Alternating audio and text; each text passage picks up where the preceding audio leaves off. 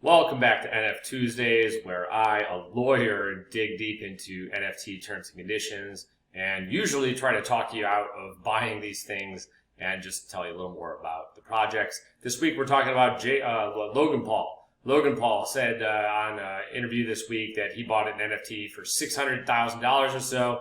Now it's worth $10.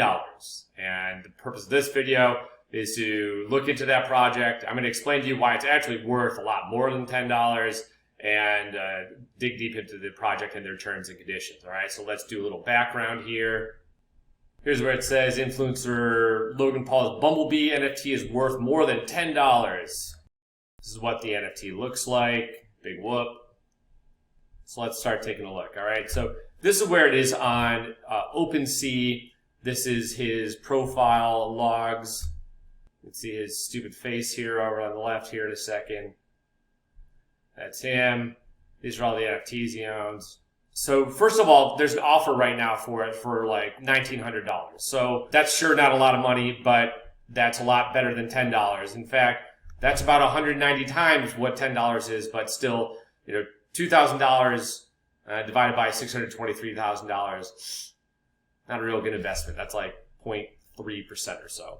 So if I look up this is the name of the project. I'm just showing you how I do the due diligence on these things. 0 and 1 force. Here's what the OpenSea page looks like for it. Okay, so they got all these different characteristics and shit that really don't mean anything because NFTs are stupid. So okay, we go to the project website. So the idea is that there's going to be like a multiverse that you'll be able to use these NFT figures in them. There are 7,777 of them with strength, style, and spirit, a bunch of other made-up stuff that doesn't matter in the real world.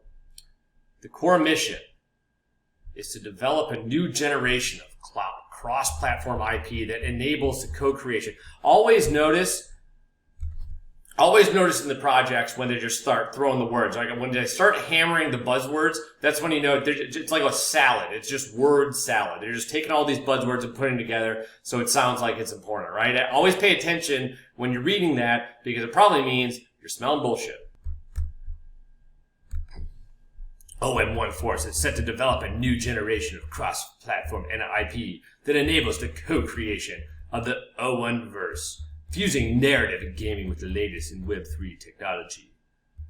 O1 Force embodies strength, style, and spirit by building strength and community, elevating style in both the metaverse and reality. No, it doesn't. There's nothing about the reality in here. It is driven by the spirit of imagination. So, okay. So this is just kind of what you're looking at. I guess they look kind of cool if you like robots. I don't really get it. They got a big team here or something. You can, see, this is smart marketing, right? Apply to join the force, right? Tell me you're not allowed to be included and it makes more valuable, right? You got some partnerships and stuff, some comics. Okay, great. All right, so let's go down and look at the terms and conditions. Those are right here. These are pretty short. That's usually a bad sign. I'll explain why. Similar to Bored Apes, but let's read through this. This won't take very long. This website is for informational purposes, but also serves as a binding contract for the purchasers of ON1 Force NFTs, digital artworks. Okay, so again, this is a binding contract, and that is true. This is where it says what the rights are in the NFTs that you buy, okay? This website explains the details of this grouping as it relates to the exchange of these specific digital collectibles. ON1 Force is a generative collection of NFTs that are housed and run on the Ethereum network. Collectors and users of these NFTs are solely responsible for the safety and management of their own private assets, which include but are not limited to the Ethereum wallets, validating all transactions, validating ownership, and understanding and agreeing to contracts generated on this website prior to and after purchase. Okay, so what they're getting at here is you are responsible for your own wallets and your own keys. One thing that I think that this should include is it should include a comma in that list about auditing the smart contracts and validating them, right? Because it's one thing to have me, a lawyer, look at the terms and conditions and tell you whether you're actually buying something and whether it seems legitimate. And number two, telling you whether the smart contract is actually going to execute properly. In my previous NF Tuesdays, I explained how some of these website disclaimers say that we don't even promise you that the smart contract will deploy correctly. So it's really on you to audit those and do your own due diligence. And I think it would be smart for NFT projects to include that in this list of things that they're not responsible for, because they want to be able to point to something down the road that if the smart contract doesn't deploy. I don't think smart contracts are in play here with this ON1 verse, but it'd be smart to be able to point there in the contract and say, ha, see, I told you so, and I specifically listed it in there, okay? Users certify through purchase that they understand there's no ability to undo, reverse, or restore any transactions because the ON14 smart contract is housed on the Ethereum network and bound by their system and terms. This is smart stuff to put in there. You can't say we didn't tell you so down the road. Any connected services, including this website, are provided to holders of the NFT without any warranty of any kind, as is and as available. This is smart. This is usually found in website terms and conditions. It'll say that this service is provided to you as is. We don't promise you it's going to work. We don't promise you that there's not going to be an interruption of service. We don't promise you there's going to be mistakes. We don't promise you that links on our website are going to take you to some spam or malware website. We don't promise that the advertisements on our website, the products are legitimate. We don't endorse them or whatsoever. They just happen to be there. Your internet service provider will disclaim in their terms of service that we provide our service as is, and we don't promise or warrant. A warranty is a promise that a fact will be true at a certain point in time. Your internet service provider is saying that we don't promise you that the internet is going to run continuously throughout every second that you use our service. There may be times when it gets interrupted, and we're not responsible. That's common in website terms and conditions. It's common and smart to put in NFT terms and conditions for these projects, so that's why it's there. When you read that, that's not funny business. That is normal. Use of this website constitutes your agreement that you bear sole responsibility for any and all transactions involving ON14's digital collectibles. Okay. Ownership. This is where they're going to tell you what you actually own. Based on just the look at this, it looks a lot like the Bored Apes terms and conditions, which are shockingly short. There's a lot of disclaimers and warranties and limitations of liability that you would expect to see under here. Working up from the bottom, terms are subject to change at company's discretion. That is not necessarily true. I mean, you can change them, but it's not binding on those who already purchased something. You can't sell somebody something and then claw something back later for free. Okay? So when you see that on websites and their terms and conditions, or you get an email update, that's different. The email update, when they say, hey, we're changing our terms of service by continuing to use our service, you are bound to our new terms and conditions. That is okay. You are allowed to do that, because to form any contract, you have to make some kind of affirmative action signaling that you accepted the contract. That can be done by signing your name. That can be done verbally through the phone or on a recorded Zoom or something. You can form a contract that way. You can do it over email by saying, yeah, I agree. The $10,000 for 10,000 apples is a fair deal. That forms a contract. And in the same way, checking a box when it asks you to agree to the terms and conditions and privacy policy, that is an affirmative action that you are using to signal that your acceptance to the contract. Also, if you continue to use a website after they have said, hey, we have new terms of service, it'd be smart of them to have like a pop-up box come up and say, hey, you understand that you agree, and by continuing, you accept. That you can do that. That is binding. However, if you already purchased something, you really can't go back and say, hey, never mind, we get to keep this part. Okay? Now, what they can say is that by continuing to use our website, you can use our services, but to say that we transferred this NFT to you, but down the road, oh wait, never mind, you don't get this part, that's not binding. So there's a difference between buying a property and buying a service. It's easier to bind users to changes in terms of service, but changes in the terms of the sale of a property, I don't really see how you'd be able to enforce those. All right, so let's read through this. All right, ownership. When you purchase your ON14 NFT, ownership is transferred to you on the Ethereum blockchain. A purchase of this NFT constitutes ownership of the underlying ON14 for that individual piece of art, combination of traits and number. Ownership of each NFT is governed by the Ethereum network. You already said that. Terms and its associated smart contract. As such, ON1 Force has no ability to alter the ownership of a transaction of any ON1 Force NFT. Okay, so little curious because you literally just set this up here. And in contrast, you usually don't want to say things twice. And when you say things twice, it makes guys like me look at it and say, I don't know why they did that. This is abnormal. I'm not sure that they have their legal together. Personal usage. Subject to perfect and continued compliance with these terms, ON1 Force Inc. extends NFT holders worldwide royalty-free license to use, copy, and display the purchased art, along with any derivative artworks that you created or use. Is that a past tense typo?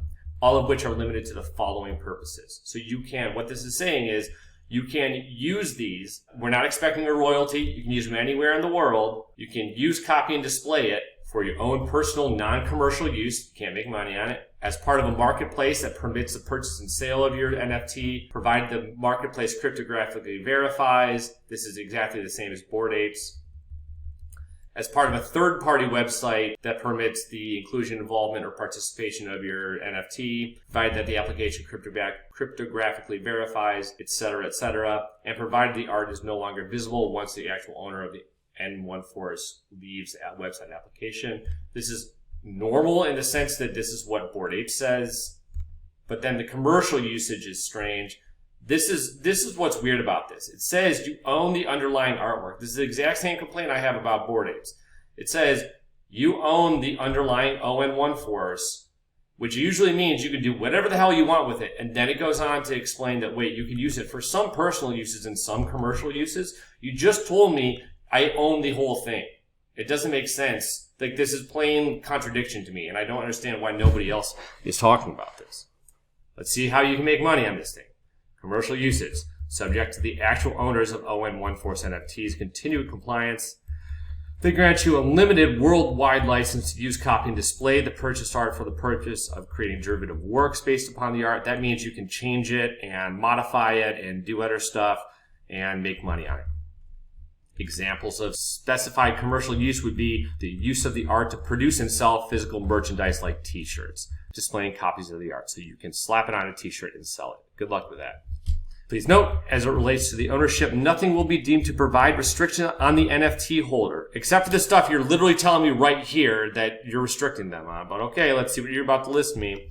So this is what they're about to tell me here under 1, so you can have your own NFT marketplace, provide that you verify it.